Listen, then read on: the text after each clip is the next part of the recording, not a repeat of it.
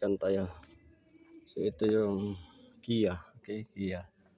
Scan natin siya. So dito nakalagay yung scanner port niya dito sa cover na to. Yan, tanggalin nyo lang dyan. Yung iba sa ilalim ng kaliwang brake pedal, but ito na sa kanan. See? Scan natin, switch on. Switch on lang. And then diagnose. Okay. Kia, check natin yung Kia.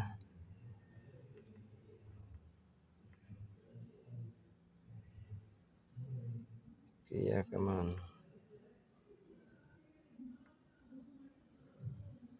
Hanapin natin yung Kia. Kia.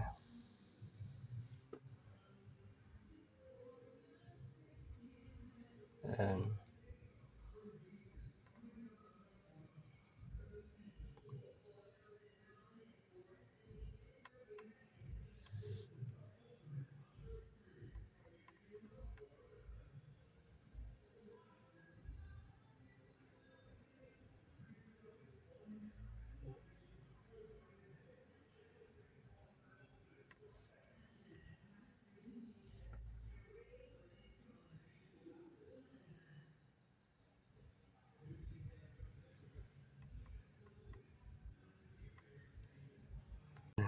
ito yung lumabas smart detection natin.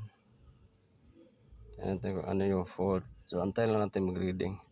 So maganda tong scanner mga automotive, makabili ng ganito kaso mahal siguro to. See? Maganda siya. Yun, EBS, nagpula na. Tapos may kulay red. Yan. See? So yan ang faulty, yung kulay isa, red EBS.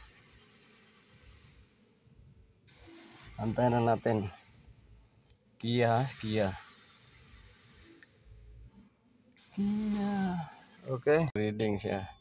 So yung pula, yung kulay red, so yan ang fault. Titingnan natin once na full scan na yan siya. Ang problema lahat. Okay. Wala namang fault sa dashboard. So i-scan lang natin.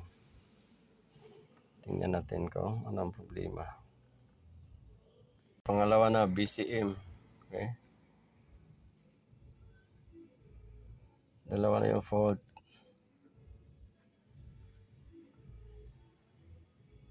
Antayin lang natin. So ganun yan pag minsan matagal. So apat na, dami oh. Yan, naglabasan na yung kulay red. So yung kulay red yun ang mga fault. BSD right hand side, BSD left hand. Tingnan natin kung ano yan.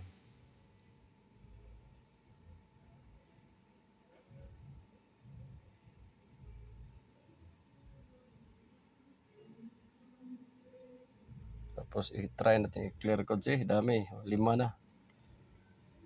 Complicated kasi once may sira na isa. Once hindi na ayos, so yan, magsilabasan yung niyan.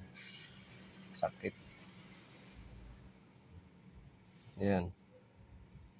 Malapit na mag-pull. So yan, lahat ang lumabas lang. Ang yan. See yan ang fault code niya. Isa.